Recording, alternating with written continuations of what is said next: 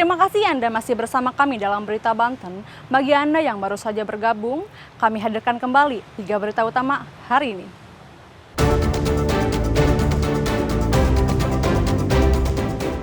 Fantastis, anggota Dewan Kota Serang terima tunjangan perumahan dan transportasi hingga 76 juta rupiah.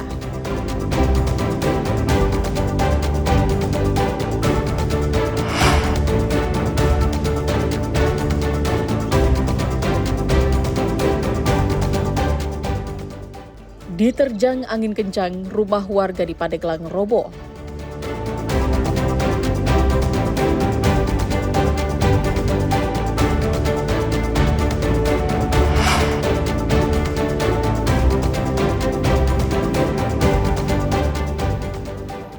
Pemakaman diplomat yang ditembak di Peru, Kementerian Luar Negeri pastikan akan usut tuntas penembakan.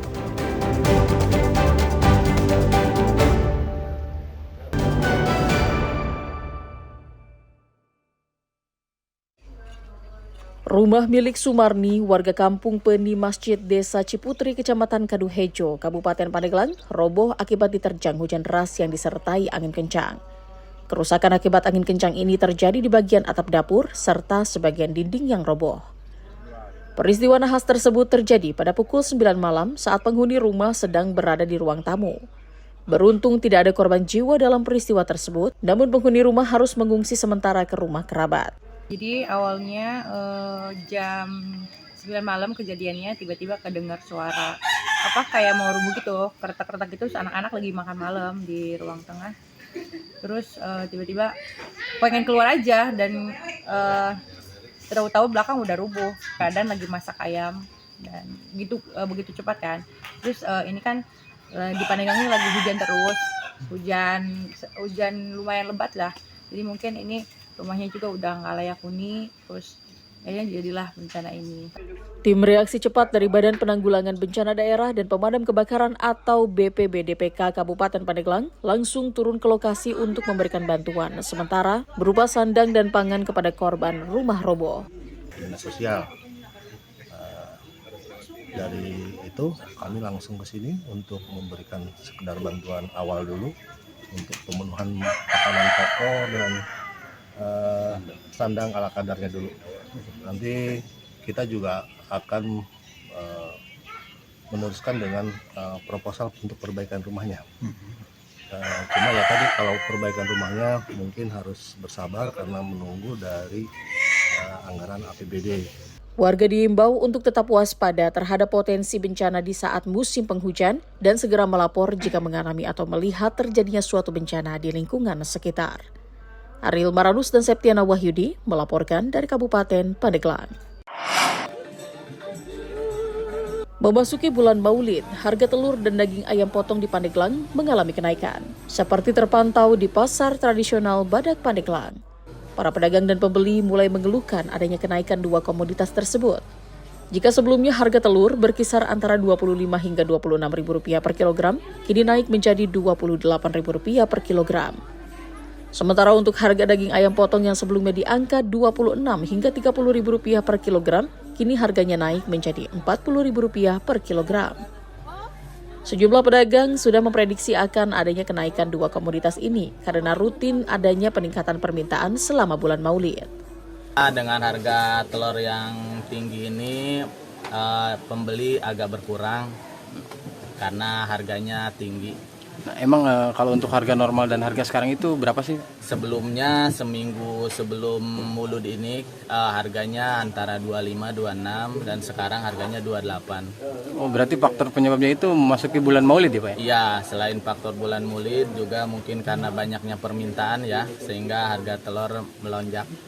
Menurut pedagang ayam, kenaikan sudah terjadi dalam 10 hari terakhir. Naiknya ayam itu dari 10 hari ke belakang naik itu ayam nggak normal harganya. Sekarang ayam harganya 40.000, sedangkan normalnya ayam 28 atau 30.000 per kilo gitu. Nah Pak Haji, kalau untuk faktor penyebab naiknya harga ayam ini apa sih? Biasanya kan ada kenaikan waktu ini kan mulai bulan Nabi ya, ada kenaikan. tapi nggak sebesar gini gitu naiknya. Sejumlah konsumen mengaku sangat keberatan dengan naiknya harga. Sejumlah konsumen terpaksa mengurangi jumlah pembelian. Merasa keberatan sih sekarang, mana ekonomi lagi sulit begini, harga makin naik gitu. Nah, Bu, emang biasa kalau harga normal itu belinya berapa kilo, Bu? Dikurangin belinya, biasa beli saya 3 kilo, ini mah paling belinya sekilo doang, 1,5 kilo. Kepengennya gimana sih, Bu, dengan naiknya harga ini, Bu?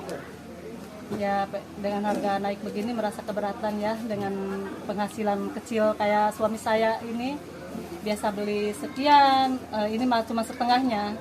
Para pedagang dan pembeli berharap agar harga dua komoditi jenis telur ayam dan daging ayam potong tersebut bisa kembali normal. Ariel Maranus dan Septiana Wahyudi melaporkan dari Kabupaten Pandeglang. Meski diguyur hujan, prosesi pemakaman Zetro tetap dilaksanakan. Suasana haru meliputi keluarga, kerabat serta rekan sejawat almarhum yang datang ke lokasi. Isak tangis keluarga pun pecah saat peti jenazah dikeluarkan dari mobil ambulans dan diletakkan di samping makam. Kerabat almarhum mengatakan Zetro dikenal sebagai sosok yang baik, responsif dan sangat bertanggung jawab dengan keluarga. Bahkan sebelum kabar duka tiba, sempat memberikan kesempatan kepada anaknya untuk magang di Kemenlu. Sangat baik sekali, ya, sangat penolong, dan apa yang kita keluhkan kepada almarhum cepat tanggap dan memberikan jalan keluar yang positif. Sementara itu, pihak perwakilan Kementerian Luar Negeri menyampaikan bela sungkawa kepada keluarga dan mendoakan almarhum mendapatkan tempat terbaik di sisi Tuhan Yang Maha Esa. Selain itu, pihak Kemenlu juga memastikan akan bekerja sama dengan pemerintah Peru untuk mengetahui penyebab pasti penembakan tersebut. Untuk menginvestigasi dan memastikan penyebabnya. Belum tahu, tapi tadi di Dubes Peru menyampaikan bahwa diberikan prioritas tinggi untuk memastikan penyelidikan ini dapat diketahui penyebabnya, tapi belum tahu apa yang terjadi. Sementara itu, almarhum Zetro terakhir menduduki posisi sebagai penata Kanselerai KBRI Peru dan meninggalkan seorang istri serta 3 orang anak. Ariel Maranus dan Syabudinatar melaporkan dari Tangerang Selatan.